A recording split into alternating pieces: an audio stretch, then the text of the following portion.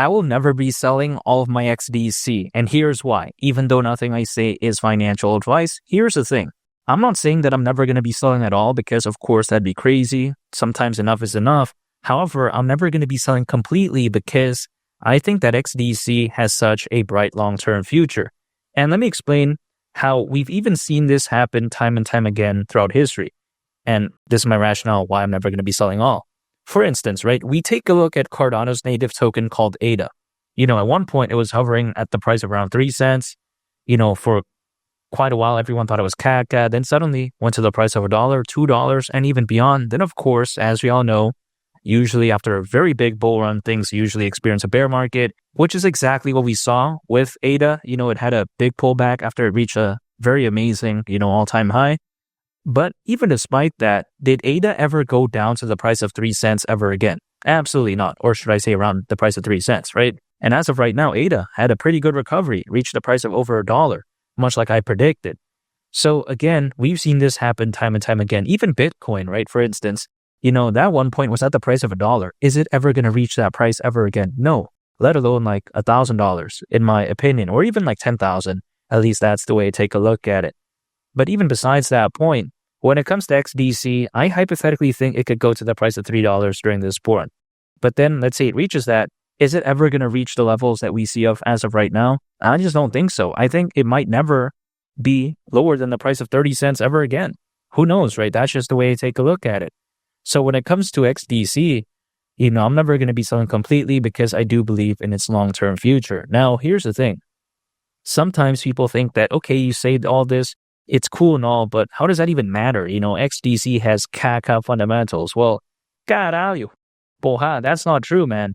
At least that's the way I view it, because when it comes to the XDC network, it's an enterprise-grade blockchain protocol that is purpose-built for global trade and finance. And I think that's a key term right there, global trade and finance. It's not purpose-built for meme coins. It's not purpose-built for random caca nonsense retail projects. This isn't the case, right? Here's the thing. It's not even built for like bratwurst extenders or whatever. Because if you take a look at the global trade and finance market, this right here is the real deal, in my opinion, because this market right here, according to Mordor Intelligence, is expected to reach $5 trillion by 2028, right? So if you think about it, it's not even that far away, and this could very well just be a conservative estimate. We just don't know.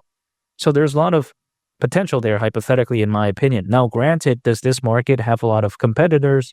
Absolutely, right? I'm not saying that, XDC is going to dominate, but just achieving a glimpse, let's say, of a market share of a market potentially being that massive, I think that right there could already be so amazing nonetheless, because just think about this, right?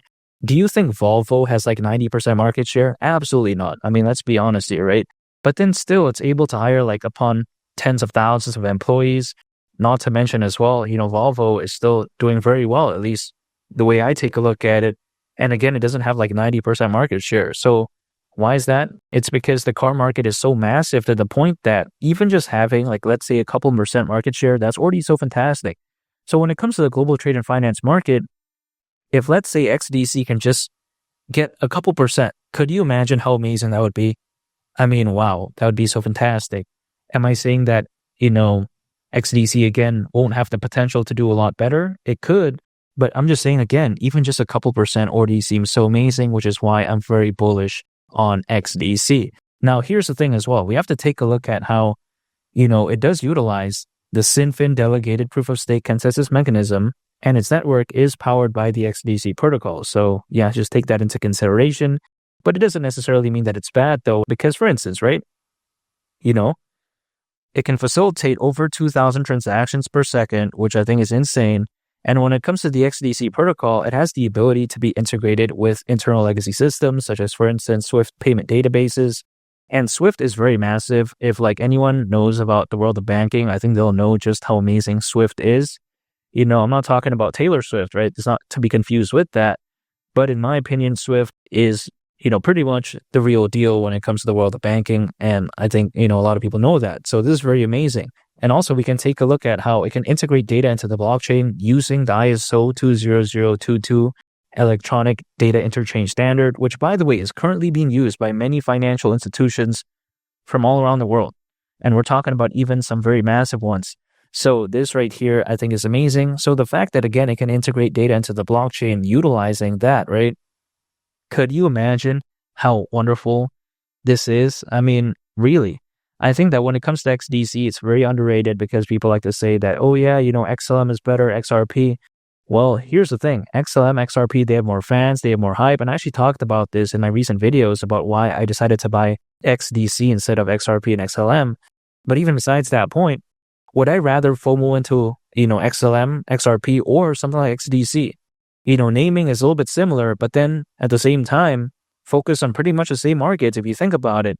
But then the added bonus is that it's much lower than them. So then hypothetically, the room for growth is naturally, or should I say logically, a lot higher. It's only fair to assume, right? The lower something is, hypothetically, the more room it has to grow. And even if we take a look at the co-founder of Ethereum, who actually happens to be the founder of Cardano, Charles Hoskinson, on a video on November 26, he mentioned how he could very well see Bitcoin reaching the price of either $250,000 up to $500,000 in the next year to 2 years, right? Could you imagine that? Now, let's say $500,000 is a little bit too optimistic. Let's say we cross that out, which in my opinion, it is a little bit too optimistic. Let's say we use like the worst case example, 250,000. Could you imagine what would happen to not only just altcoins in general, but also like XDC at that point? It could be so legendary. I mean, that could be so fantastic. Even at that point, reaching the price of over like $3, that really wouldn't surprise me whatsoever. I mean, that'd be crazy, right? But it's only a waiting game really at this point. But I don't mind though, because I'm dollar cost averaging anyway. So anytime an income, I'm acquiring, I'm holding, and I'm just waiting. Keep in mind, when I was talking about XDC, like, back in 2023, did anyone ever believe that XDC was ever going to do this well? No, right? And let alone like $1 or even $3. But in my opinion, once it reaches the price of $1, like reaching the price of $3 at that point could seem very easy, hypothetically, because take a look at ADA, Cardano's native token, struggled for a very long time, hovering at the price of around 3 cents at one point. Going to the price of $1 was very difficult, but reaching the price of $2 felt hypothetically very easy. So when you take a look at XDC again, could it very well experience the same thing? Maybe. History doesn't always repeat itself, however, it tends to rhyme. So I'm staying patient. And again, it's very easy for the momentum to shift as XDC does a lot better. The growth could hypothetically be exponential at that point based off the FOMO, buying pressure, and buying volume. I can't say for sure because I can't tell the future, but only time will tell. But I'm very excited still, nonetheless. And I believe in the future of XDC, and I really can't wait because I think this bull run could be so amazing. Given the trajectory for Bitcoin and just altcoins and the sentiment in general, man, I am so bullish when it comes to XDC, and I really can't wait. $3, I get it. It's not the best upside from as of right now. It is around a 37x from here, which I don't think is too bad, right? Considering how much XDC has pumped, doing an additional, let's say, over 30x from here doesn't seem too terrible in my opinion. And market cap at that point would be around $45 billion. We've seen Dogecoin reach over 80 billion, BNB reach over 100 billion. I mean, caralho, porra. This doesn't seem too much, in my opinion, especially again when we consider just how amazing this bull run could be. And that's why I'm never going to be selling all of my XDC, because I think even after this bull run is over, XDC, despite its pullback, I don't think it's ever going to go below the price of 30 cents again. And I still think it's going to be around for multiple cycles to come, and even for many decades to come, because I think it's that amazing, which is why, again, I'm never going to be selling all of my XDC, even though $3 is my price prediction. And make sure to subscribe if you gain value from this video. I'd greatly appreciate it. It's Willie the Captain. I'll catch you all on the next one. I'm out. Peace. Bye.